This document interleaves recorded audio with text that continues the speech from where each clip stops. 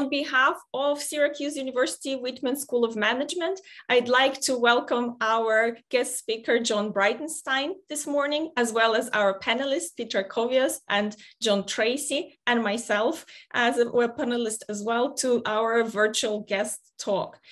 Our guest talk will be Q&A based, so please feel free to start posting your questions in the Q&A section. I would yield the floor to Peter, then John to introduce themselves, and then John Breidenstine can start talking about his background and what he would like to share with us this morning. Peter, why don't you introduce yourself? Thank you very much, Natalia. Yes, my name is Peter Koveos, and I'm a professor at the Whitman School of Management. And I also direct the Kiebach Center for International Business Studies. And before we start, I'd like to personally thank our special guest, John Breidenstine, as well as John Tracy, our own John Tracy, and of course, Natalia, for contacting our special guest and making this possible. I look forward to a great webinar. My name is John Tracy. I'm the U.S. international trade specialist with the U.S. Commercial Service, in Syracuse, New York. I'm assigned to Central New York and counseling businesses on developing their export business in foreign markets. And my name is Natalia Zhiglinskaya Wyrsch. I'm adjunct professor here at Syracuse University's Whitman School of Management. And I'm thrilled to welcome our guest speaker today, John Breidenstine, Minister Counselor for Commercial Affairs and ASEAN Region Senior Commercial Officer at the US Embassy in Bangkok. Thank you very much for joining us, John. Please, I yield the virtual floor to you. Why don't you let us know what you do so we can kick things off? No, Natalia, thank you so much. And thank you, Peter, John, and everybody else at the Whitman School of Management at the University of Syracuse that made tonight possible. Actually, I should say tomorrow your time, but tonight, my time. I am based in Bangkok, Thailand. As Natalia said, I am the Senior Commercial Officer here at the US Embassy in Bangkok. I'm also the ASEAN Regional Senior Commercial Officer. So what that means is that I have a responsibility for all of Southeast Asia, commercial service, which is part of the U.S. Department of Commerce. It's the same organization with which John Tracy works. I am based here, overseeing our operations in 7 countries. We are located in Burma, Myanmar, Thailand, of course, in Vietnam, Malaysia, Philippines, Indonesia, and Singapore. We also work very closely with our State Department colleagues in Brunei, Cambodia, and Laos, but we do not have commercial service presence there. But just to give you just a little idea of what we do, the U.S. Commercial Service in general, and also our office in Southeast Asia, we promote U.S. exports, facilitate FDI back into the United States, and protect U.S. business interests overseas. We do that through commercial diplomacy. We do that through advocacy. And it's really sort of a middle pillar that encompasses a lot, and we can get into that a little bit more if that's of interest to folks. But really, we are there in Southeast Asia to advance the U.S. Business interests. And principally, that's what my team and I do here in Thailand, but also across the region. So again, it's a real pleasure to be with you all today. And I look forward to the questions. I could talk, my staff will tell you, I could talk forever, but I think it'll be much more engaging, much more interesting if there are things that you want to know. I see we have quite a few participants. And so I would just encourage you to put your questions into the chat room, and we can take it from there. But Natalia, I don't know if you'd like me to go on for a little bit and talk about how I got into the service, perhaps, because I know that is one of the questions that I received earlier from one of your students through you. And I thought I would just give you a quick story because, I've been doing this a long time. As I tell my kids, since dinosaurs roamed the earth, I've been a commercial service officer. I joined actually in 1990.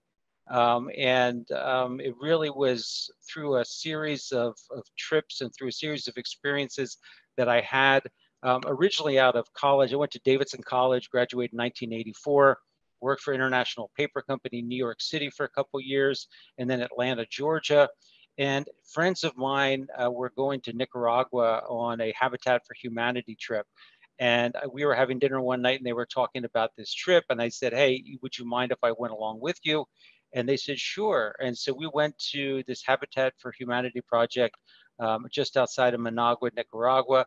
And it was really my first time to Central America, to the developing world. And there was something about that trip that just struck me. And I said, yeah, this is what I want to do. I mean, I love my job in New York City and Atlanta with International Paper Company, but having the opportunity to travel to Nicaragua at that time and to get a taste for what life overseas and life, you know, doing good, doing well by doing good, I thought that it was really a great opportunity for me to pursue. And so I took the Foreign Service exam. At the time, Commerce Department didn't have an assessment process, so I came in through the State Department. And I got in, I joined my A100 course, which is the entry-level course for all Foreign Service officers coming into the service in January of 1990. And I've been doing this ever since. And as you can see from my bio, I started in Munich as a junior officer. I went to Kuwait after the first Gulf War to help reopen the embassy after the liberation of Kuwait. I went from there to Tashkent, Uzbekistan, where I covered Tajikistan and Turkmenistan as well. And then from there, I went to Ankara, Turkey, where I also covered Georgia, Armenia, and Azerbaijan, which was a real experience. And then after that, I was sent to Afghanistan when things opened up there to help reopen the embassy to establish a commercial presence. And then from there to Mexico City, to Washington, where I was the regional director for Europe and Eurasia at the Department of Commerce. And from there, I did a detail with the State Department as Consul General in Hermosillo. Then to London as Minister Counselor for Commercial Affairs, Brussels, where I was the Minister Counselor at the US mission to the European Union, so responsible for the policy, but I also had similar responsibility like I do now in Bangkok, in that I was responsible for the European region, 25 countries, and our operations there that reported to me back in Brussels. And so based on the Regionalization Initiative that I did, and we can talk about more about that if that's of interest to folks, that I did in Brussels, I was sent to Bangkok, and I'm building the same kind of regional operation there that I did back in Brussels. So that's just a little bit of background, sort of, 32 years of my career in the last couple of minutes. But, again, if that's of interest to folks, we can talk more about that. But really, this is your time. So really, anything that you all would like to hear, would like to talk about, I'm at your service. And questions already are coming in. One of the questions here is, do you have control on which locations you get sent to? To what degree? Maybe earlier in the career, not as much. Maybe you do. Could you let us know, please? Because it sounds, it sounds you've been everywhere around the world pretty much. Well, that's a great question. And I'll tell you a story. At A100, I mentioned I started in the State Department process in A100. And one of the last days, it's a 2-month program, 8-week program of training that we have. And you put in sort of your preferences about where you would like to go. But you really, when you enter the Foreign Service, you have no idea where your first posting is going to be, because you don't get to bid. They just send you. And so you're all gathered there in a room and they call your name. And as you walk up to the front, they pick up the flag of where you're going to go. And if you don't know whose flag that is, it's a terrifying experience, because you're walking up to the front of the room to grab that flag, but you actually have no idea where you're going. And so it was a lot of fun, because a lot of people, as you can imagine, not recognizing the flag of the country where they were going to, it was a little disconcerting. But, we were, after 2 months together, we were such a great cohort of colleagues, about 38 of us, I think, back in the day. Coming in it together. So it was a lot of fun. We really had a great blast, I should say. I have to tell you a story. It's not about our U.S. Foreign Service, but the Mexican Foreign Service, because I've served in Mexico twice, and I'll be going back there in 2023 as the senior commercial officer at the embassy in Mexico City. But the Mexican Foreign Service, there's a fishbowl. And their last day, they don't hold up flags. They actually go up and they put their hand in the fishbowl and pull out a little piece of paper, open it up and read it. And that is where they're going. So there's not even an assignment process of any sort. It's just this process that they have to ensure that it's transparent, to ensure that people for their first assignment, really don't get a choice. They just go wherever they're needed. Now, after that, for your second assignment onward, you do get to bid. And there is a process usually about a year before you move on to your next assignment where they put a list of all the openings at your grade or one grade above you, one grade below you that are available, and you get to bid. You have to bid 4 positions at your current grade, but then you can bid up to another 4 either above you or below you, wherever you really want to go. And then a panel meets and then they assign you. So in a way, you do get a choice, but you don't always get your first choice.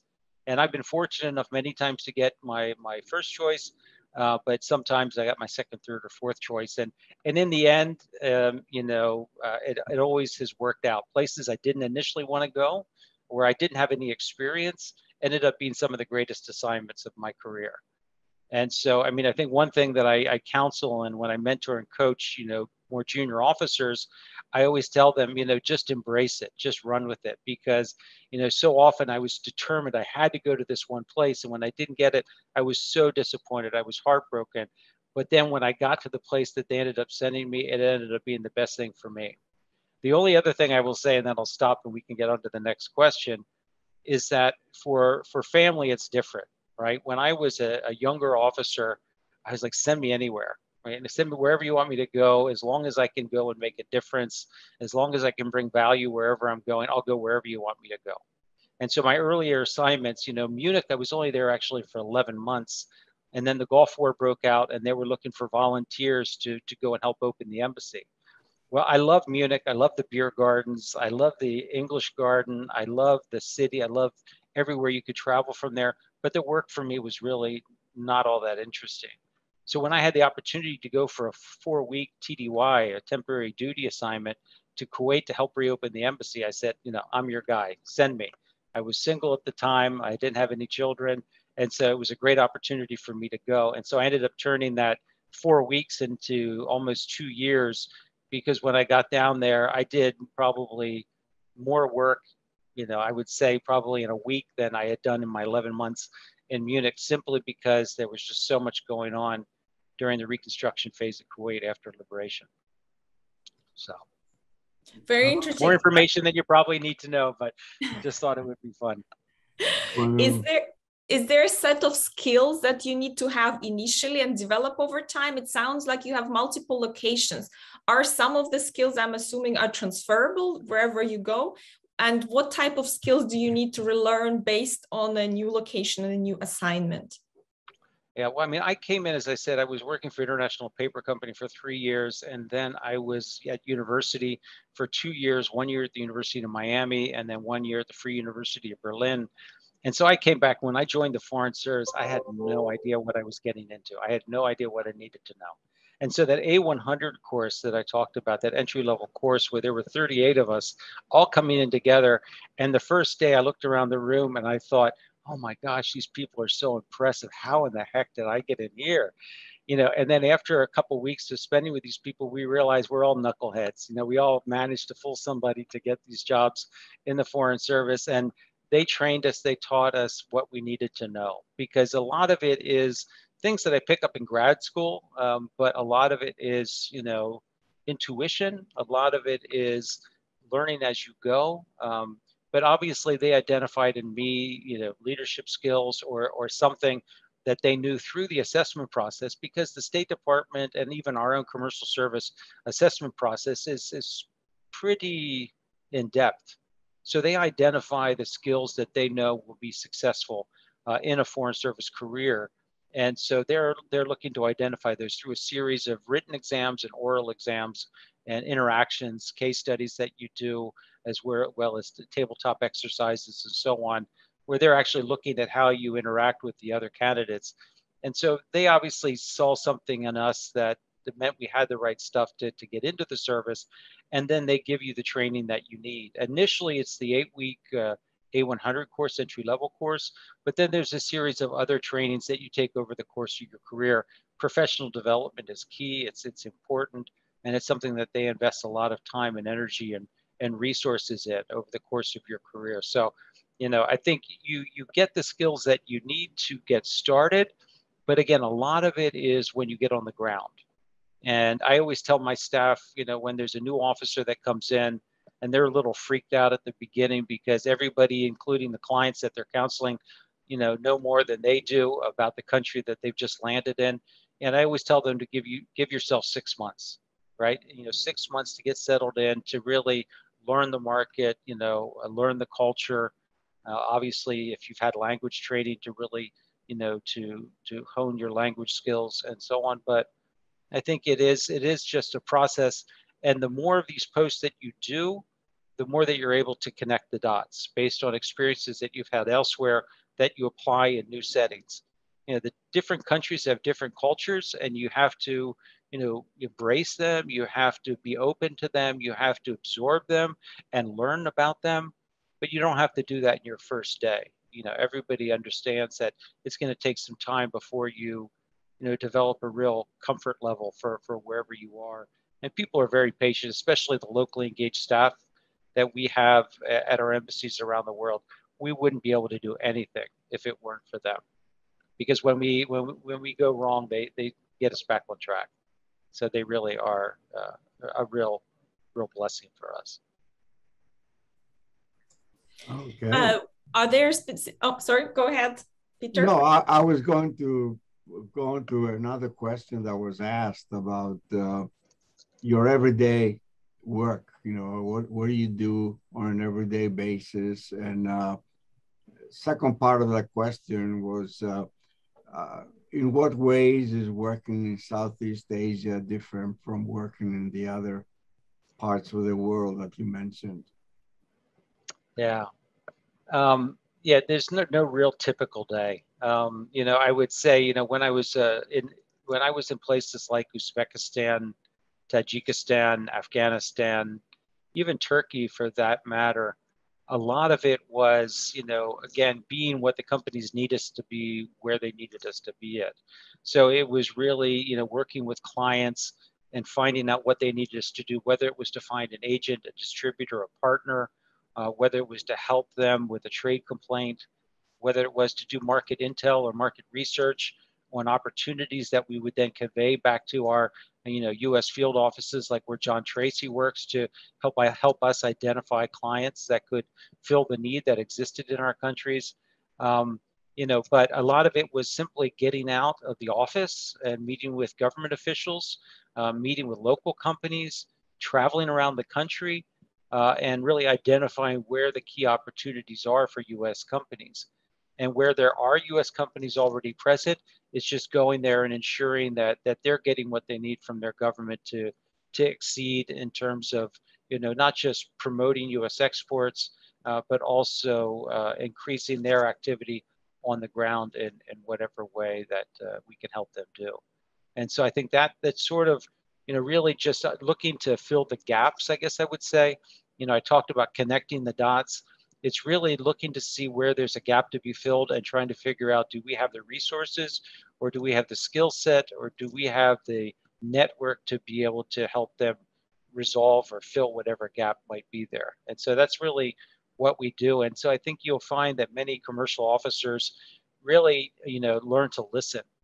And again, as an early officer and as an early senior commercial officer, I had the opportunity to open up our office in Uzbekistan. And I went there with very little training at the time, very limited experience. But again, it was just through going in and listening and talking to people, and then trying to figure out where we fit in. What is it? What value can we bring here to help U.S. companies do business in the markets where we are? And then, Peter, you asked about how different markets are different. Every place the culture is different. The way you interact with the locally engaged staff. I joked with my local staff in Thailand. I have 11 locally engaged staff that work on my team, and they are very deferential to authority in Thailand. And so very early on in the tenure, I wanted to do an offsite. And I thought, I've just arrived here. Who am I to determine, where we should do an offsite? And so I asked the team, I said, okay, I said, during this next week until our next staff meeting, I'd like you to really get together and think about what we should do for an offsite. And so the staff said, okay. So the next week came and I said, so what did you all decide? And they said, well, what do you want to do? And I said, no, no, no. But I said, I asked you, you were going to go into and research this and decide what would be a best use of our time for due day offsite. So next week, staff meeting comes around. I said, so what do you all decide we're going to do? And they said, well, what do you want to do? And I said, you know, how many people think it's a bad idea for us to do an offsite right now because of the busy, busy month we've had? And everybody's hand went up. And I said, well, why didn't anybody tell me, you know, that you thought it was a bad idea? And they said, well, because you're the boss, you know, and you just got here and we don't really know you. And just, we thought really it was better for you to decide what we were going to do. So I joked with them because I just come from the U.S. mission to the European Union, where you have all these, you know, Europeans. It's a, you know, we had, you know, French and, you know, we had Italian and we had others that made up our staff there. You know, and I could barely get a word out before they were right on top of me saying, well, no, we don't think that's the right idea. We think we should do it this way, or we think we should do it that way. So I was telling my staff this and their eyes got big because they just couldn't believe it. But you're the SCO. And I said, yes, but working in a European context, you know, and working in a Thai context are very different. And so, you know, working in Uzbekistan was different. Working in Afghanistan was different. Working in Turkey and Mexico, all very, very different. Even working in Mexico City and working in Hermosillo, you know, we're very different in terms of the cultures and the way you interacted with people. And so I guess that's what I was saying early on, you know, you just have to listen, you know. And as a young hotshot, you know, SCO, senior commercial officer, I would go in and I would take a look around, and with my, you know, second or third day, I would come up with this grand scheme of how I was going to change everything and make everything better. Well, I quickly learned, first of all, the locally engaged staff know far better than you what, you know, needs to be done to actually run an operation and to succeed. And then the second thing is, if you just sit back and, as I said, take 6 months just to observe and to listen and to talk to people, but really to be slow to speak and quick to listen, you're going to be much more successful than if you go in trying to change everything or trying to make an impact from the very beginning. These are great examples of cross-cultural differences. Would you have some advice for international business in terms of how to handle cross-cultural differences next to giving the time and active listening that you already mentioned? Yeah, I mean, I think, you know, one of the things, I mean, a funny story, I mean, it's a simple story, but the first time I traveled to Europe and I was on the airplane, and they bring the trays around and everybody to have lunch. And, you know, and I picked up my fork and I started eating. I looked around and all the Europeans had the fork in their left hand and I had my fork in my right hand. I thought, isn't that interesting? And so I just sat back and I watched a little bit. And so then I picked my fork up in my left hand and turned it upside down, which seemed a little odd to me with the prongs down. And then I took my knife and I looked around. And so I think that's a simple example, but that is something I think when you go to a new country or you go to a new culture, you stop and again, you listen and you look around to see what's everybody else doing. You know, because they have training at the Foreign Service Institute where they talk about, you know, country studies, right? Before you go to a post, you'll get like a week or two of studies about the culture and about things you should do, things you shouldn't do. You know, you don't touch a child on the head. You don't show the bottom of your shoe. You know, all these different things that you don't want to do that are offensive to people in the country where you're about to be posted.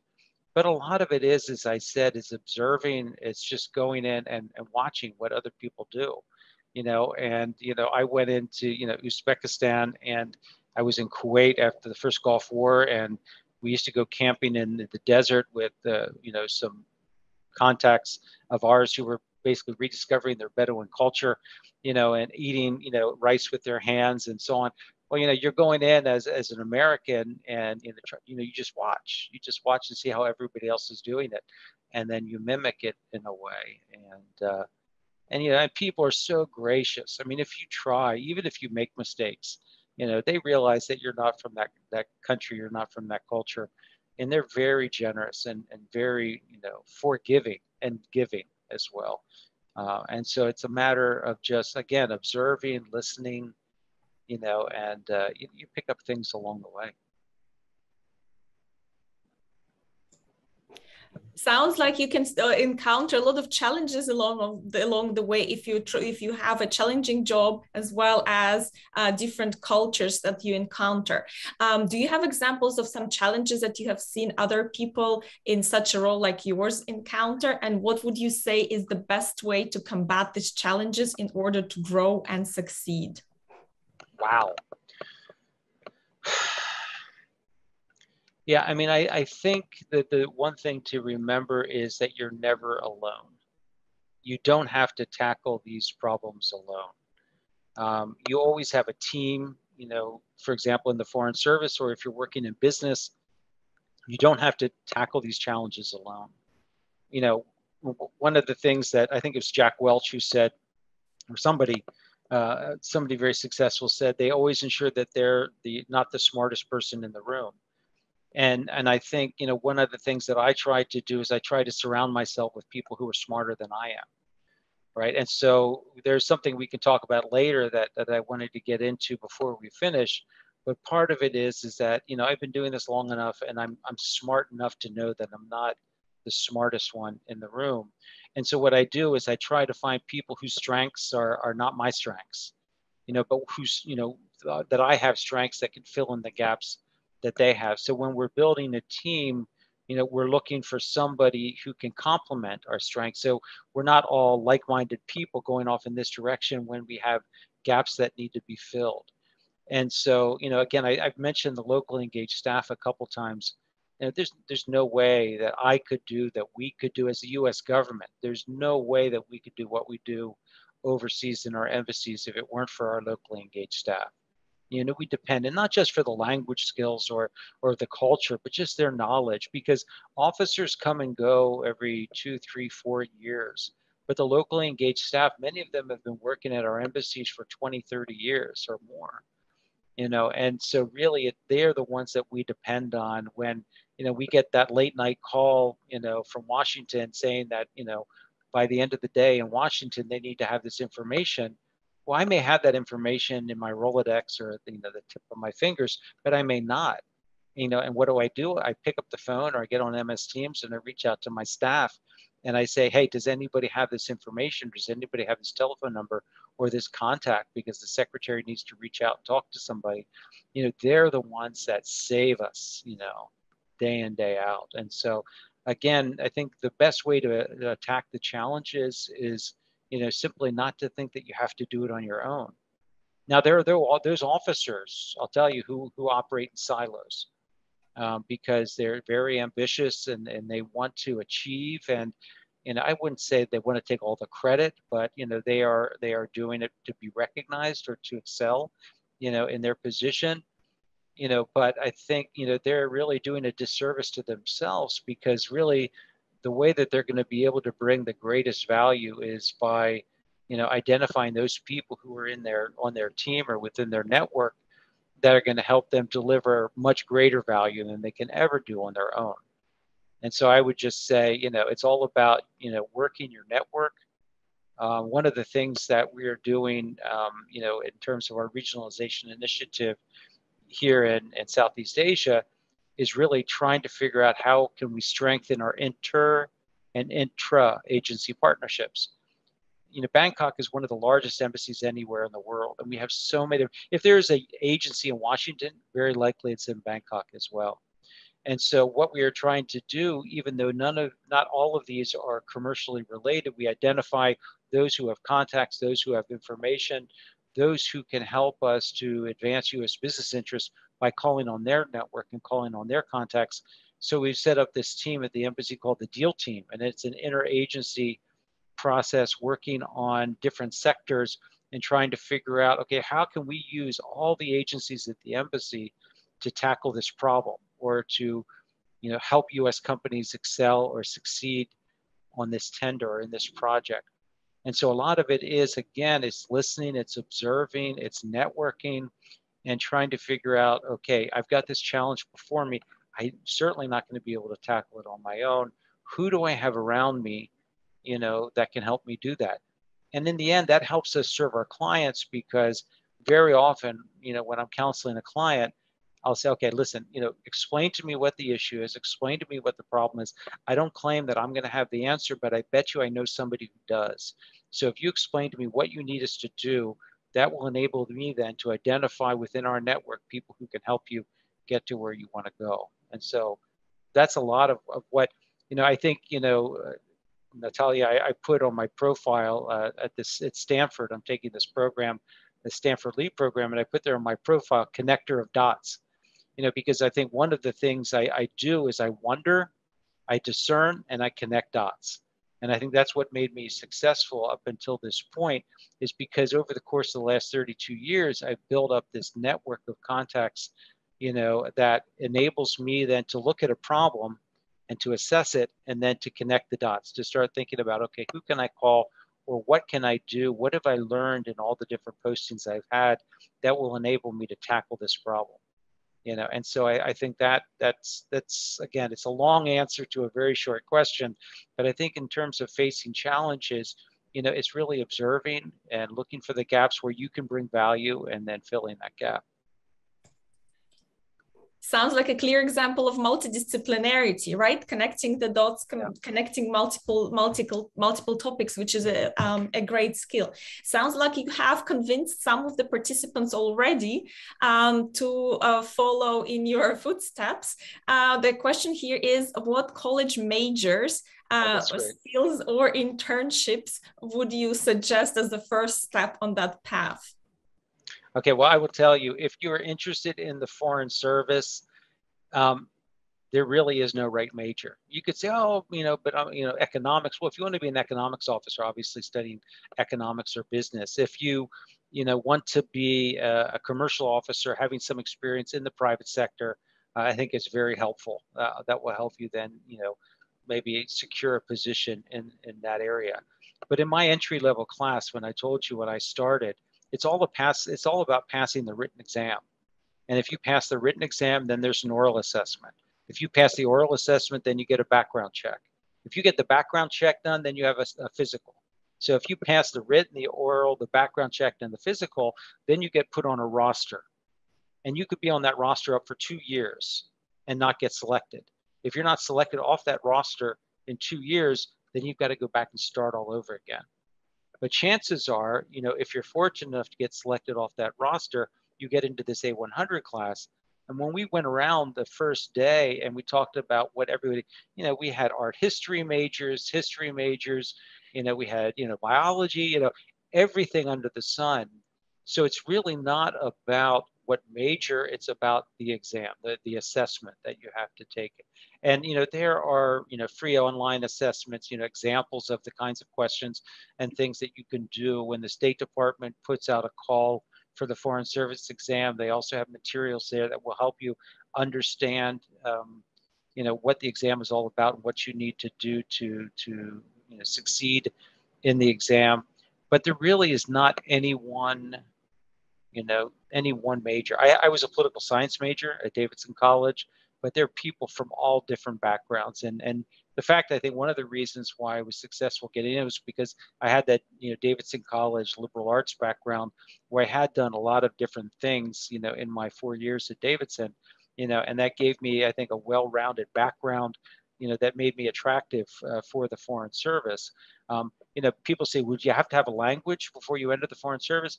Most of my class, I had some Spanish and some German before I came in, but most of the people in my class had 0 language skills when they came in.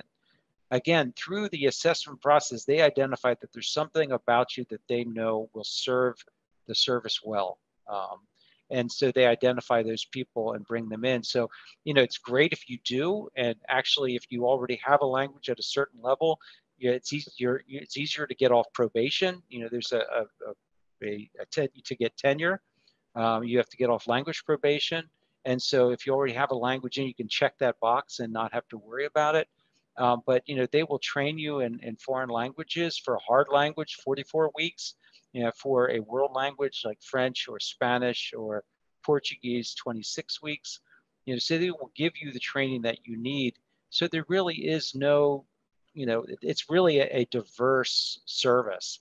And so you'll see people, and not all of them look like me. you'll see people from all cultures and all backgrounds and all schools, you know, coming into the Foreign Service. You know, and so they really are looking for something, but it's not sort of a boilerplate. So there is no one major or one internship. You know, if you wanted to do an internship, you know, at an embassy or at the State Department, it can give you a taste to say, is this something I really want to do?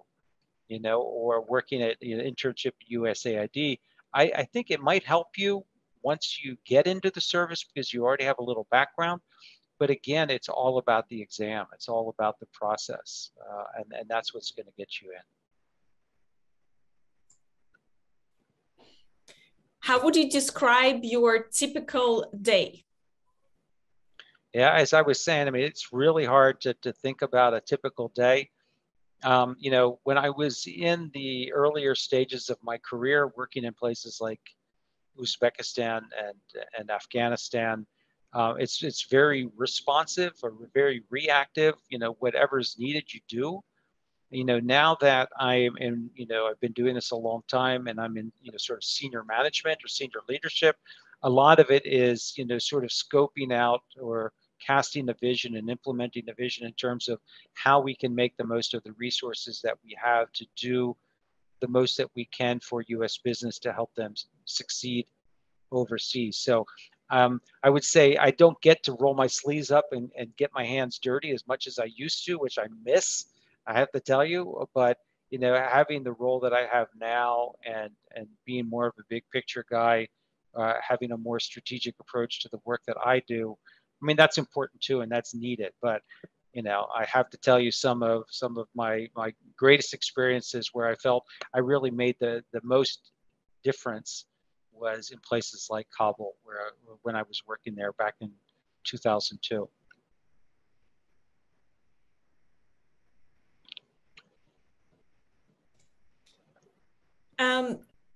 Another question, you are supporting US businesses as well as international businesses who would like to enter the United States.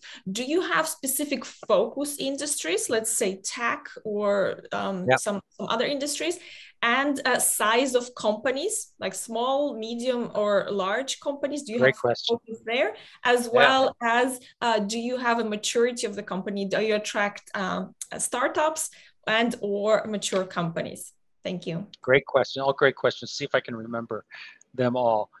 We are, as the commercial service, we're there to help all companies, all U.S. companies succeed overseas. However, we were created in 1980 to really focus more on small, medium-sized enterprises. So about 75% of the companies that we help are small, medium-sized enterprises. You know, but, you know, if GE comes into my office or Boeing comes into my office or, you know, ExxonMobil or Chevron, you know, we help them too. I mentioned earlier about deal teams. We have a deal team at the U.S. Embassy, and it grew out of the Indo-Pacific strategy. And so the things that we are really focused on as part of our deal team in terms of the key sectors, we focus on energy, we focus on all things digital, we focus on infrastructure, we focus on aerospace and defense, and we focus on healthcare. Those are sort of the 5 key sectors that we are focused on. But I think parts of that, we're focused on smart cities, obviously clean energy, climate change technologies, and working a lot in those areas as well. Some of it is because the administration cast the vision that this is where they want to go. And so, for example, the Indo-Pacific strategy, you know, a lot of it is based on enhancing digital cooperation and climate change technologies, you know, and so we're moving in that direction. And so, but a lot of it is what is it that the companies need us to be? You know, we really need to focus on where do we identify the opportunities for U.S. companies in Southeast Asia, and then we focus on that. But again, you know, as proactive as we try to be in terms of identifying the opportunities and then finding the U.S. companies to fill that gap or fill that need, a lot of what we do is working together with, you know, teams like John Tracy's to try to identify, okay, here are companies that are interested in doing business in Southeast Asia. You know, where is it that there's a home for them? Where is it that there are the greatest opportunities for those small, medium-sized companies, for example, that could be pet supply companies or auto parts or, smart electronics or, services. What is it that those companies have to offer that we can help them identify, whether it be an agent, a distributor, or an end user in our markets. And so one of the things that, if you don't mind, Natalia, I'm going to take a minute and share my screen. Would that be okay? Absolutely. All right, so tell me when you can see it, if I do this right. Tell me when you can see my arrows. We can see it, yes. Okay, so if my staff, I don't think any of my staff is listening in today, but they're probably giggling because they see this all the time. Because for me, this is all about what we are trying to do with our regionalization initiative in Southeast Asia, right? You could use this same slide and talk about the U.S. government. You could talk about the Department of Commerce, International Trade Administration, my conversations with my kids. But really what this is the top part of the slide is, and I explained to my team across the region, all of us could be doing great work, but if it's in an uncoordinated fashion, there's only so much impact that we're going to have, right? And so as you said, Natalia, trying to focus on specific sectors where really are the greatest opportunities, and then get all of our resources pointed in the same direction so that we can have US companies succeeding. And so what we're trying to do across the region is to get out of our country silos. So not to think of us as commercial service Malaysia, commercial service Indonesia, or Vietnam, or Philippines, or Myanmar, or Thailand, but really to think of ourselves as CS ASEAN, commercial service ASEAN. And we call ourselves one region, one team. And we often, when I'm counseling clients about opportunities in the region, I always say, if you get one of us, you get all of us. Because really what we are looking for our commercial specialists to do, where they focus on different sectors, is to get them to communicate. Now we have MS Teams, and the one good thing that came out of COVID was the fact that we got laptop computers. And so whether people are locked down at home, or they're in the office, or they're out visiting clients, they can take Salesforce and take their computers with them and communicate with one another. But now with MS Teams, we have our staff, our sector specialists, online, talking to each other all the time about opportunities that exist in the different countries, and able to do referrals. So in the end, a client that used to come to Southeast Asia perhaps can go to Singapore. They will go to Singapore and they will be counseled about the market in Singapore, but that's just one small market in all of Southeast Asia. But now that specialist in Singapore can say, well, have you thought about Malaysia? Have you thought about Indonesia? Have you thought about Vietnam? What about Thailand? And they can actually get 3 or 4 specialists online at the same time, counseling them about the opportunities. And so here you have a small, medium-sized company from the United States who is thinking just about one market, but now all of a sudden, because of our regionalization initiative, because our arrows are aligned, you have 3 or 4 specialists talking about opportunities in more than one market, right? And so the other thing I like to use this slide for is that what we try to do in our operations in Southeast Asia is we think about the administration's Indo-Pacific strategy, all right? And what are they trying to achieve? We look at the Secretary of Commerce, strategic plan. What are they trying to achieve? We look at global markets, which is my organization, within the International Trade Administration, which is part of Department of Commerce. What are their visions? What are their missions? What are they trying to achieve? And then John Breidenstine and his team across Southeast Asia on the ground, how can we take that Indo-Pacific strategy, the Department of Commerce strategic plan, ITA's mission, global markets mission, and John Breidenstine and his team in Southeast Asia, how can we ensure that all those arrows are pointed in the same direction? So if John Breidenstine is here with his team in Southeast Asia, and I've got one arrow pointed this way, and it's not aligned with what the administration wants, or commerce wants, or ITA wants, or what global markets wants, it's not going to be nearly as effective as if we can just ensure that we're all aligned in terms of, channeling all of our energies and resources towards the same goal. And so that's why I like that slide, and I've shared that with my team time and time again. How are we doing on time? If I have just another minute. Absolutely, we do have time. The other thing is one thing that you'll see in many of our different agencies, when they have a strategic plan, it's 30, 40, 50 pages. When I first arrived here back in August of 2019, we brought the whole region together, all 10 offices together, And we spent, you know, a total of probably 6 days pulling together this one-page playbook. And you're probably thinking, it took you 6 days to come up with this one page? Well, we recognize that, you know, if we had a 30, 40-page strategic plan, it would go in somebody's desk or, you know, in somebody's, you know, drawer, and nobody would ever see it again. Nobody would ever bother to look at it. But what we tried to do is, working with a facilitator, we tried to put on one page everything that anybody needed to know about what they were supposed to be doing as part of CS Europe. So you can see question 1, why do we exist? To advance the prosperity and security of the United States as an Indo-Pacific nation. That was true with the previous administration, it's true with this administration, right? That's why we are here, to advance the prosperity and the security of the United States as an Indo-Pacific nation. How do we do that? What are our core values? We stay passionately client-focused, collaboratively results-driven, and courageously creative.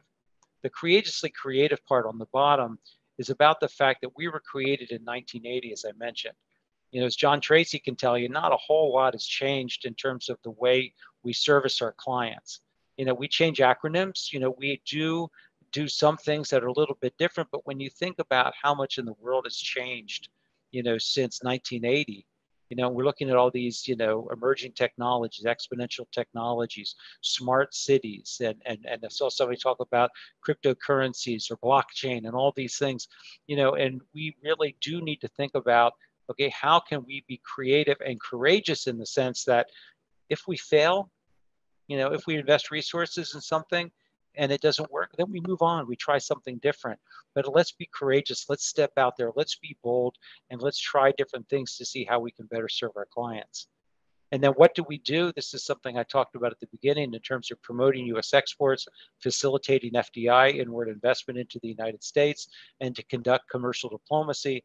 And so going back to a question you said a little bit earlier, a lot of what we are trying to do is to help foreign companies know what they need to know to invest in the United States, not to export. We don't promote Thai exports to the United States, but we are there to help Thai companies interested in going global or to expand, you know, to learn how they can do that in the United States. And another question, coming back to something you mentioned about startups, SMEs, yes, you know, large companies, yes, but we also more and more recognizing the opportunities to work with startups. We're doing that both foreign, looking to launch in the United States, as well as small US companies looking to go overseas. And then just to give you, I'll scroll down here. You know, if I tell my team one thing that they need to remember, if they forget the arrows, they forget everything else that's on the slide, it's that piece right here in the middle, increasing the multi-market presence of US companies. That's what we're here for, right? That's why we're here. That's why we have established our regional operation, is to take companies and help them be successful in more than one market. So why do we have this playbook? I often go back and I think of, you know, if you've been ever traveled on a mountain road and you look at the guardrail, you know, the guardrail may only be like 18 inches high. And you think about it, well, if my car hit that guardrail, would that guardrail keep me from going over the cliff? Well, no, it's not. But knowing that that guardrail is there, it keeps you on the road. Just knowing that it's there, it keeps you continuing down the road, you know, without going over the side. You know, and this is what I try to emphasize for my team. That's what this playbook is for. These are the parameters within which they work. These are the guardrails that keep them from going off the cliff.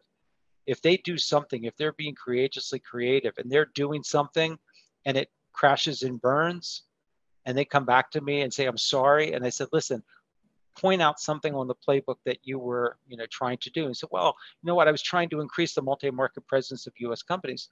You're golden. You're not going to have a problem with me.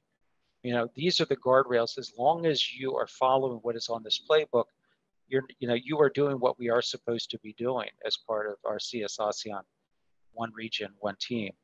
And so I only throw that out there because, again, the locally engaged staff are the ones there, the lifeblood of our organization. And so if they have to come to me and ask me for permission every time they want to do something, we're never going to get anywhere. So what we try to do is empower them, to turn them loose. We give them the playbook. We work with them to develop it. We got their buy-in. And now we just say, as long as you're following the playbook, as long as you're doing, you know, what we're doing, you know, and what's articulated here in the playbook, you're golden. So anyway.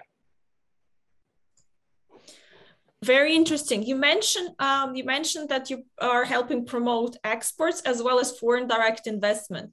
At what stage of internationalization do companies usually come to you, and how long a relationship lasts? Meaning, at which points do you help them through this thinking process or internationalization process? Yeah, no, that's great. I mean, the other thing is we don't work in a vacuum. As I noted, we have a whole host of other U.S. government agencies, at the embassy in Washington that we work with. We work with U.S. Trade and Development Agency, USTDA.gov, and you can learn more about them. They have a whole host of services, technical assistance, funding grants for feasibility studies that really help local governments identify that projects are feasible or the best way to move forward with the implementation of a project, but also help U.S. companies who are interested but don't know if in fact the project that they'd like to pursue is feasible or not. They do a cost sharing 50-50 with USTDA on a feasibility study. If the project goes forward and they get it, they pay that 50% to USTDA. And if it doesn't, they're only responsible, for the loss of their own half of that feasibility study. So there's things like that. We work with the U.S. Export-Import Bank. We work with the Development Finance Corporation that finances U.S. investment overseas. Again, we work with really anybody that needs us. We are there to promote U.S. exports, promote and facilitate FDI. But really, if there's a U.S. company on the ground that has a supply chain or has another issue in Thailand or has an operation in Thailand, if they run into difficulty, we're going to help them, right? Because that's what we're there for. We might be limited in terms of what we need to do if there is limited U.S. content there. But during the COVID crisis, we had U.S. trademark masks that were locked up in Thailand because there was an export ban on the export of PPE. And so we got involved working together with the Ministry of Commerce to free up those exports because there were lots of hospitals in the early days of the pandemic back in the United States that were waiting for surgical masks that were sitting on docks in Thailand because, the number of U.S. companies that were producing there could not get them exported. And so even though that is an export from Thailand to the United States of a U.S. product, it was really a very particular time because of the COVID period, and that's why we got involved. So again, we are there to help U.S. companies, small, medium, and large, through every stage of the process. Sometimes companies don't come to us early enough and they run into trouble, and then we end up having to work on trade complaints and work with the local government on things that need to be done to help resolve those problems. But very often, we have, work that we do with companies at every stage of the development of their project, even companies that have been in Thailand for 70 years, 100 years, we work very closely with them as well. It really depends, again, on identifying where those gaps are and where we can bring value, how we can help.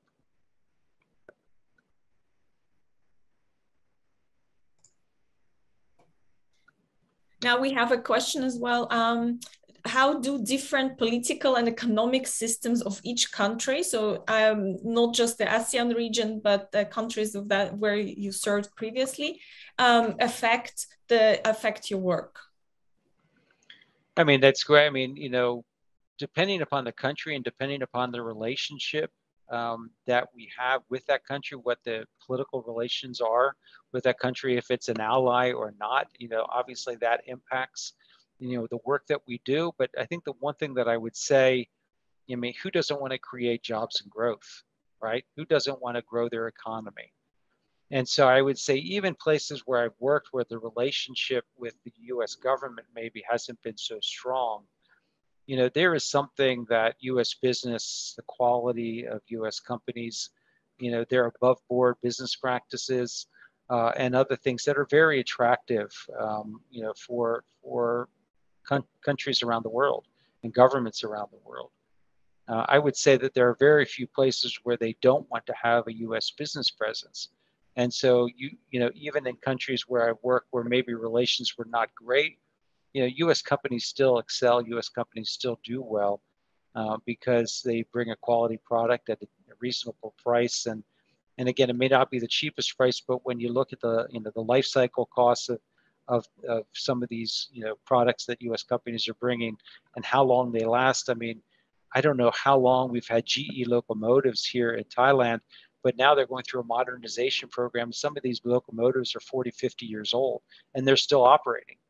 And you can't say that much about some other locomotives coming from different countries. So, again, I think U.S. companies have a good reputation, not for their product, but also for their business practices. And so I would say as a commercial officer, we are able to operate, I think, pretty successfully, even in places where there may not be great political relations between countries.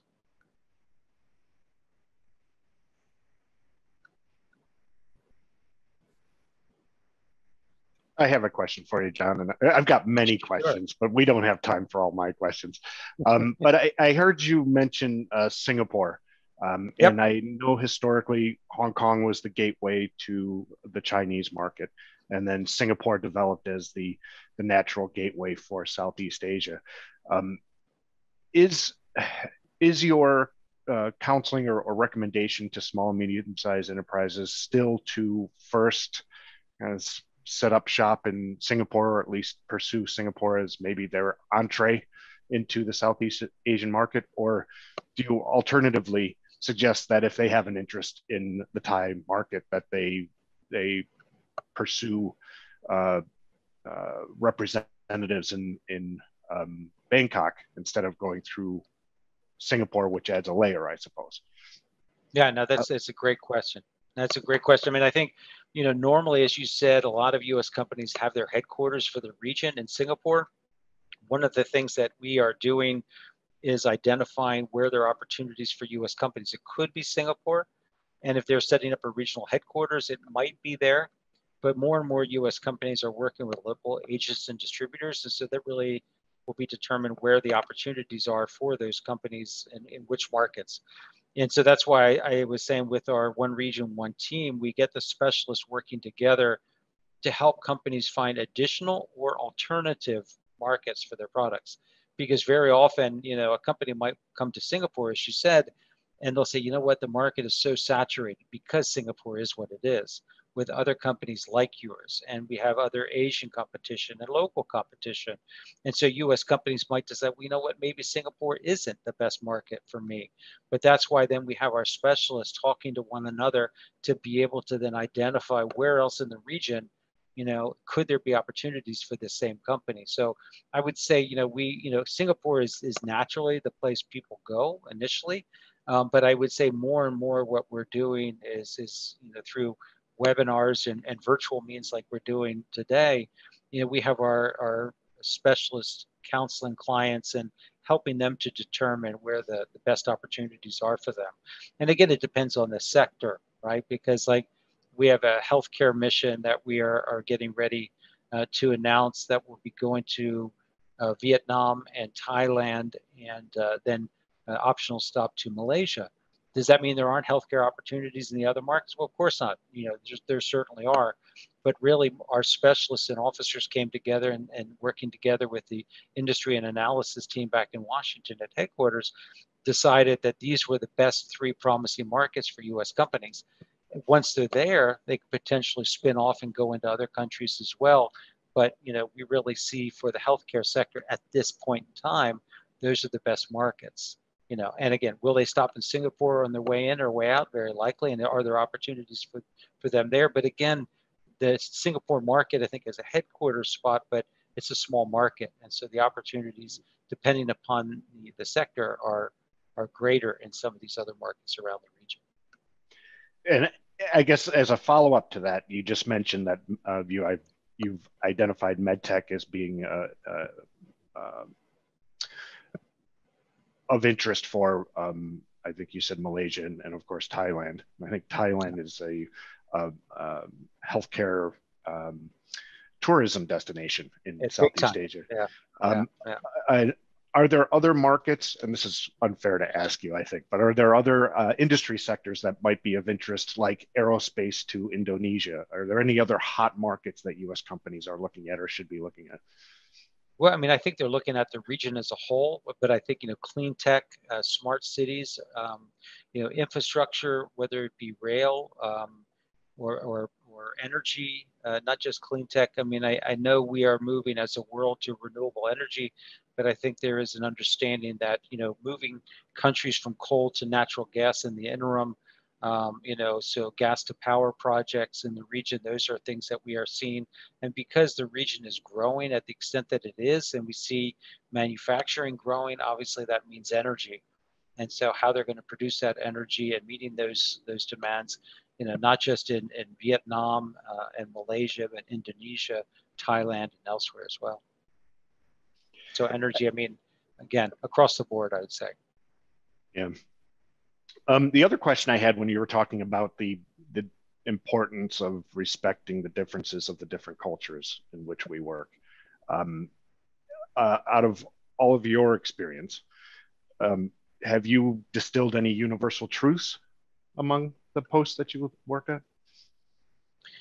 Yeah, I mean, I think that what I would say is as much as you know, and as many years as I've been doing this, it's still, I always tell myself, because as you can tell, I can talk a lot, but I always, try to remind myself to be slow to speak and quick to listen, especially in the first months where I land someplace.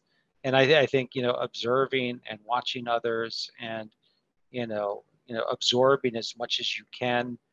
And there's a tendency, I think, when you get into a country, you get overwhelmed at the beginning with everything that's going on, and you're just trying to figure out, how do I get to the front office, or how do I do this?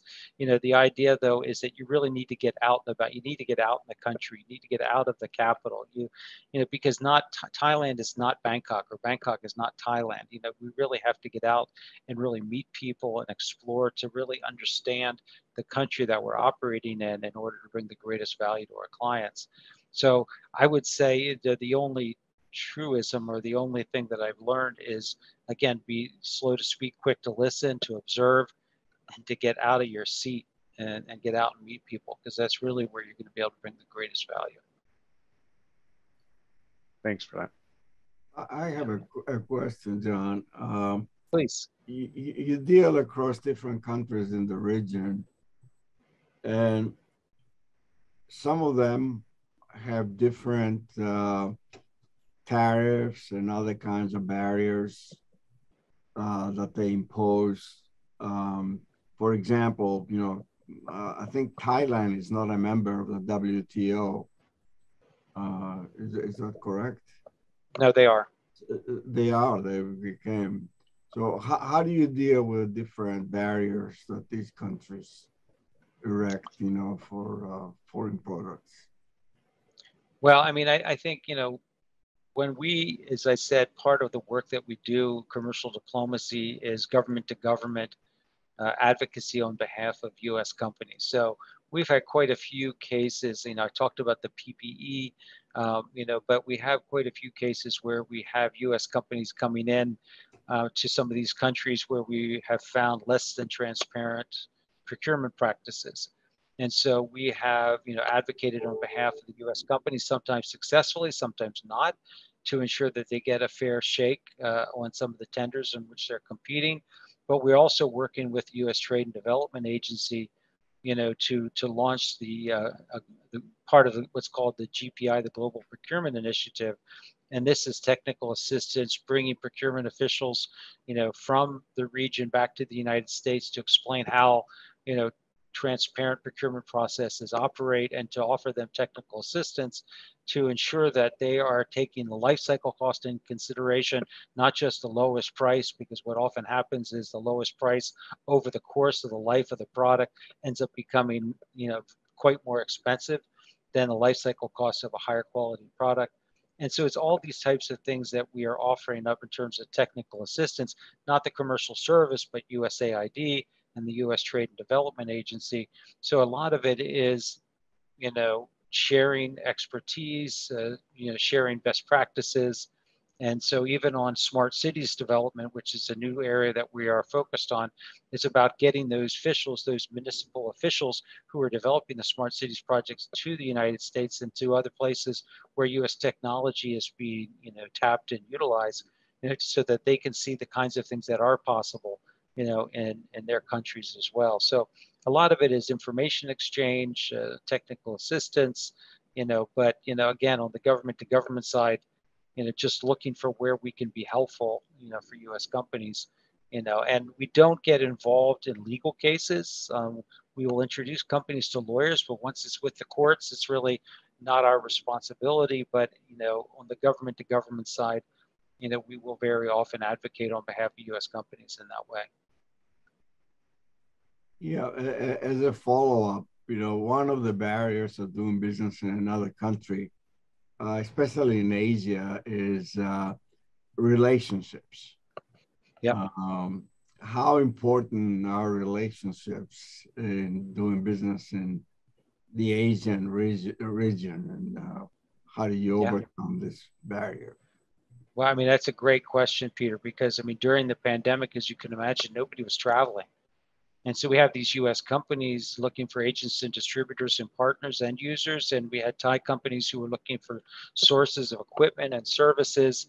But as you said, face-to-face interaction and getting to know the person that you're going to be doing business with is critical in Asia. So trying to overcome that in a virtual sense was very, very challenging.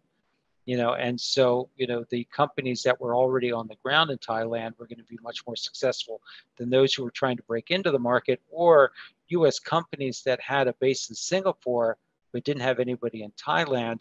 And because there were no air routes between Thailand and Singapore without a 15-day quarantine, we weren't seeing US companies coming in. And so that was also very, very challenging for US companies, because the face-to-face contact, as you said, the relationship building is so important.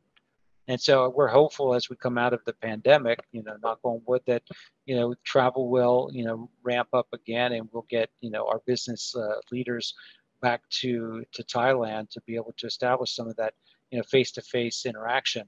We do have lots of Thai companies that, are going to the United States to trade shows, or going to Europe for trade shows, or going to other places in Dubai or here in Southeast Asia or elsewhere in Asia for trade shows and interacting with US companies. But again, as you said, that face-to-face interaction is critical to doing business in this part of the world.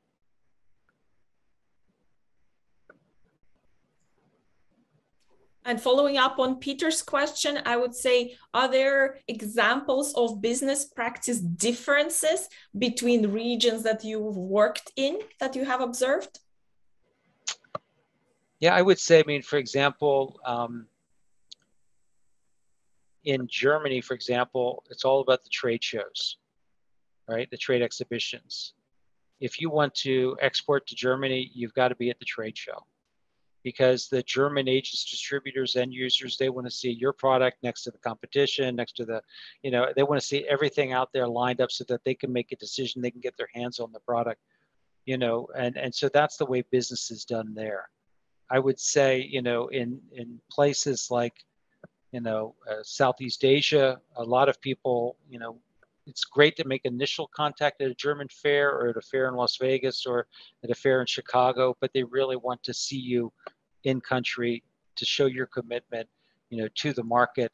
And so, that is going to be, a different, as Peter was saying, a different experience for US companies than, say, doing business in Europe, where it's going to be much more, I wouldn't say transactional, but again, they're interested in seeing the product side by side to make their determination. And I wouldn't say it's not about also relationship building, because there has to be follow through in customer service and the like, but a lot more about relationship building. And I wouldn't say just in Asia, but very often in developing markets as well.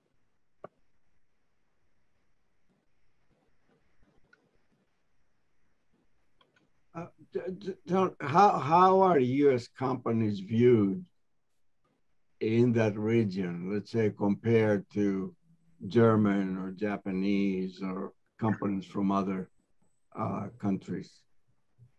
That's a good question. I think, when let's just take Thailand specifically. I mean, I think Thailand, has historically been at a place where it's sort of balancing its alliances or its partnerships. I think if you were to look at the companies that are most active, in Thailand, yes, China, yes, Japan, yes, other Asian nations, yes, the United States, yes, the Europeans. And I don't know percentages in terms of investment, but there's very significant US investment, obviously very significant Japanese investment, Chinese investment, and some European investment as well. But I think there's a real balance there in Thailand. I think if you were to go to other markets in the region, you might find more heavily, Chinese investment. But Japanese, I think, recognize the importance of supply chains here in the region as well.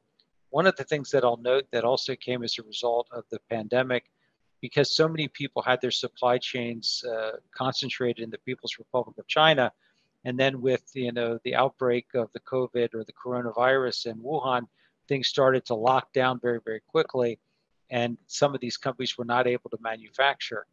And so I think what happened was companies started recognizing, well, we're obviously still going to have part of our supply chain in China, because that's where it's most competitive and that's where it's most profitable for us.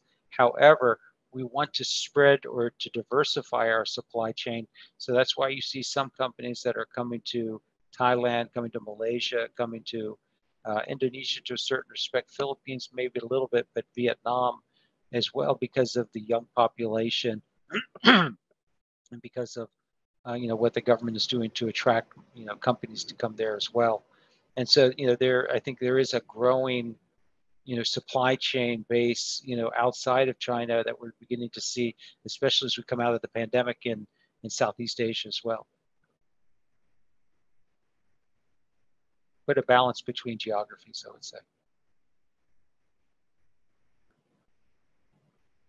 And again, part of this Indo-Pacific strategy of this administration, even the last administration, is about increasing, the presence of U.S. companies, in this region, recognizing that, the future growth of global economy is going to be in a large part tied to this part of the world. And we want, U.S. companies to be part of that as well, because we think we have a lot to offer. Would you see other additional trends emerging post-COVID next to the supply chain diversification? Yeah, I mean, I would say one of the things that we see in Thailand, I mean, again, that's where I'm based, that's what I'll talk about initially anyway. About 20% of the GDP came out of tourism in Thailand prior to the pandemic. In 2019, there were over 40 million tourists that came to Thailand. Last year, I think there were 6. This year, I think they're shooting, I think they expect 8 or 9 million. Well, that's a far cry from 40 million back in 2019. I think it was Peter mentioned or somebody mentioned about medical tourism. Maybe it was John. Thailand is known for medical tourism. There are people coming from all over Asia, but from the Middle East and elsewhere to Thailand for medical treatment, because the quality is very good and it's much cheaper than people could get at home. So with people who don't have insurance or have insurance but can't get the kind of care that they're looking for, they're coming to Thailand for vacation and getting medical treatment here as well. So this is something that we would expect to grow. But I think based on the part about supply chains diversifying, Thailand recognizes that there's a real opportunity here for them now to attract supply chains and attract investment in a variety of sectors. One of them is electric vehicles. One of them is smart electronics. One of them is pharmaceuticals and medical technologies, and the other thing that they are looking to do to counterbalance travel and tourism is something they call the long-term residence program. And so what they're trying to do is to make it more attractive for, high wealth individuals or people who are retiring or hedge fund managers or digital nomads to come to Thailand to set up to set up operations here, and to establish a long-term residency here in Thailand to sort of counterbalance that need to bring in tourists for, say, long weekends or week-long travel, trying to get people who want to come and settle here And so they think if they can get 1 million high wealth individuals, digital nomads, then they don't have to worry about so much about going back to the 40 million tourists per year, and they can focus on that group and then also focus on developing supply chains in those areas that I was talking about. We are nearing the end of our allotted time for the event. So I would like to ask John, would you have some final remarks or comments, something that participants could take away? Yeah, I want to just tell a quick story and then give you a couple different recommendations. And this is really for anybody out there, but I think it's really for the students who might be listening, thinking about, okay, now I've got this great education. Now, what am I going to do with it? Where am I going to go? How am I going to apply this to get the kind of job? It may not be a foreign service job. It may not be international business, but where do I go from here? So I'm going to tell you a story about a few years ago. I was thinking about departing from the commercial service, and I was thinking about what is it that I want to do? And I was sitting in a meeting that was probably the most painful meeting I've had in my entire career. Was not really interested in what was being discussed at all. So I pulled out a piece of paper and I drew a line down the piece of paper. And on the one side, I put a plus, on the other side, I put a minus. And on the plus side, I started drawing, putting everything that I loved about my job and everything that energized me about the job, everything that filled my bucket, I put on the one side. And then on the other side, on the minus side, I put down a list of everything that sort of sucked the energy out of me that I could do, but really I didn't enjoy, like that meeting at the time that I was sitting in, but I made a list of everything. So I started looking at the two sides of the list and I started thinking, okay, but where is this leading me? What is it? If I'm looking for my next job, which I was at the time, thinking about leaving the commercial service and going on to do something else, not because I didn't like the commercial service, but I thought, I've got this network, I've got all this experience, where else could I put that to use?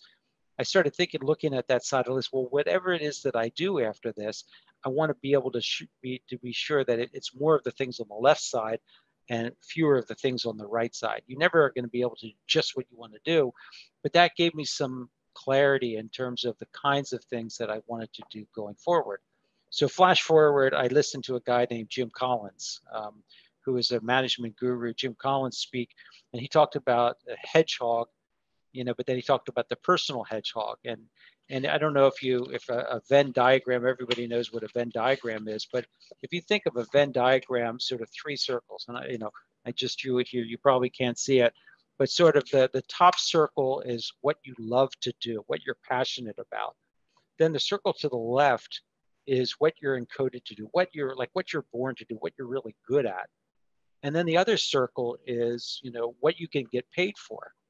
And so what you need to do is to take what I would recommend, the students do, or anybody, is to do those three circles. So what you're passionate about, or what you love to do, what you're good at, or what you're born to do, and then what you can get paid to do, or what's economically feasible. And look at that little piece in the middle. It looks like a hedgehog. And that's why he calls it his personal hedgehog. And if you look at that little piece, you think about, okay, well, where do the things that I love to do intersect with the things that I'm good at and the things that I can actually learn a living doing? And if you focus on that little piece in the middle, I think that's going to help you get to where you want to get in terms of where you want to go with your first job, or where you want to go with your future career. Then building on that, there's something called Ikigai, Ikigai. It's a Japanese, not system, that's the word I'm looking for, a methodology, or a Japanese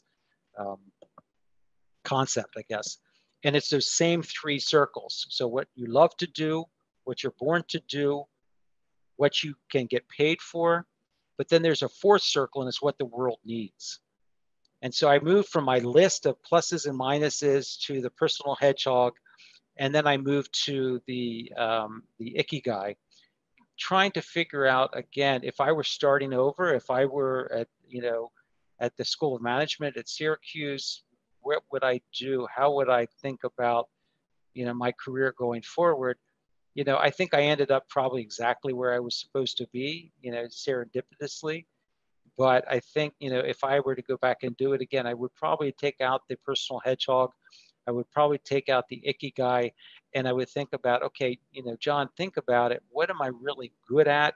what do I love to do? What can I make a living from? And what does the world actually need me to be doing right now?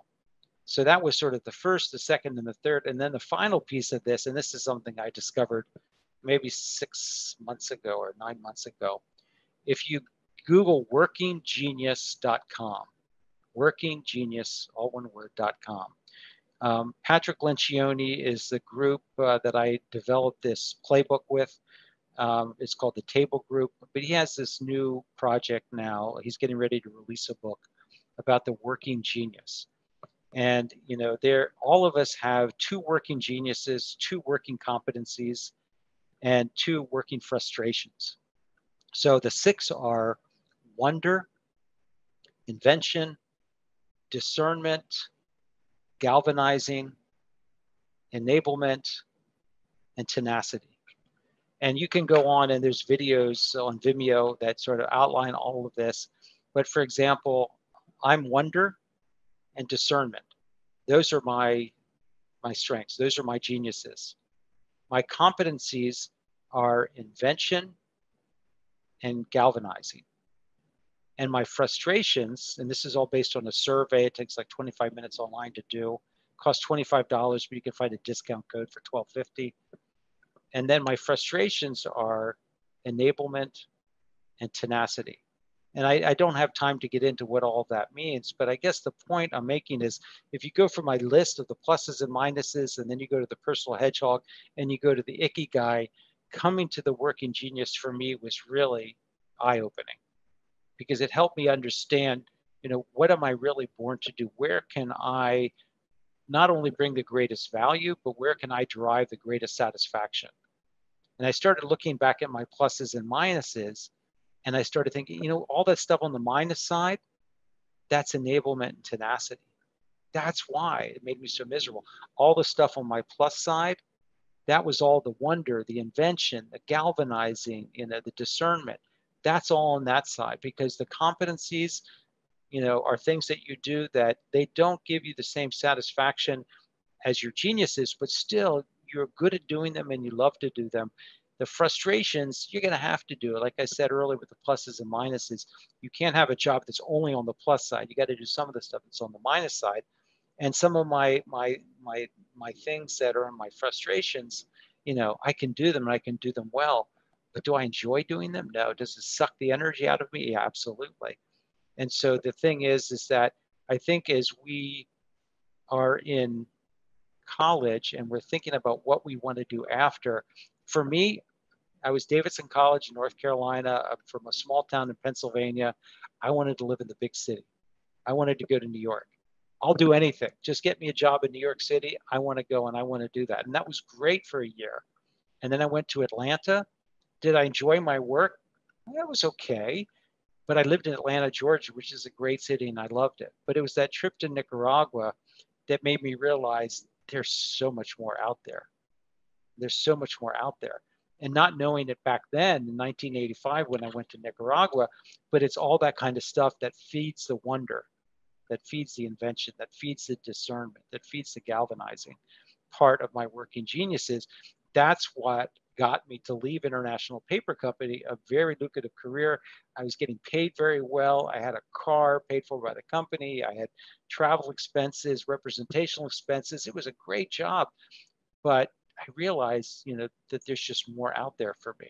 So whether it's the pluses, minuses, the personal hedgehog, the ikigai, or the working genius, you know, if you're thinking about where I belong, you know, where my next step is, you know, I would encourage you to take a look at the working genius or take a look at one of these other models that I've talked about, because I think it's really impactful. And a lot of people will get out of school like me. I wanted to go to New York City. Some people say, I want to work for a bank. I got to work for a bank because they make the most money, you know, and I know I want to get paid well. Or they say, I want to work on Silicon Valley. I want to work at Google, or I want to work at Facebook, or I want to Meta, or I want to work someplace else, without really thinking about what kind of work they will be doing. And so I think if you focus more on your working geniuses and you think about not the place, not the company, but the kind of work that you're going to be doing, you're going to have a much more satisfying journey than if you're focused on the paycheck or if you're focused on, the company in and of itself. If you find that the right seat on the right bus, as Jim Collins says, that's when you realize, you're golden. So anyway, workinggenius.com. This is not a paid sponsorship. I don't get anything for this. It's just that I believe in it. But do take a look at it. And if you want to take the survey, it's really quick. It's really enlightening, I think. And again, don't tell them I told you this, but if you Google around for a discount, there's a discount, so you don't have to pay the $25. You can pay the $12.50. I guess you're recording this, aren't you? But anyway, you can go out and get the discount because it's eye-opening. There's also a Working Genius podcast, which really dives deeper into all this. And if I can do it quickly enough, I can even get you the video, the Vimeo video where Patrick Lencioni talks about the Working Genius. But I think it's definitely worth your time. So it's the 6 types of Working Genius. Now, let me just see if I can do this quickly and put it here. Where did I put it in the chat room?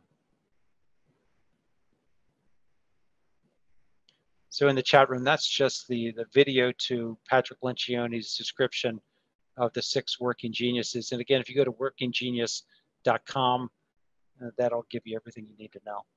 But anyway, that's what I wanted to leave everybody with, because I thought if there are students out there like me when I was back at Davidson College, or even when I was in grad school, trying to figure out where this path was going to take me, and with my foreign service career, as successful as it's been and as much fun as I've had, I think, the Working Genius for me was, even at this stage of my career, was very eye-opening for me. So I hope you enjoy it if you get a chance to look at it. Thank you so much, John, for joining us today. Thank you very much for your time, for your insights, both professional and personal, and wonderful suggestions for personal growth that you shared with us. Thank you for thank you panelists, Peter and John, for joining us on the call today, and for all the attendees who were sending in wonderful questions, participating in our Q&A discussion actively. Thank you, everyone.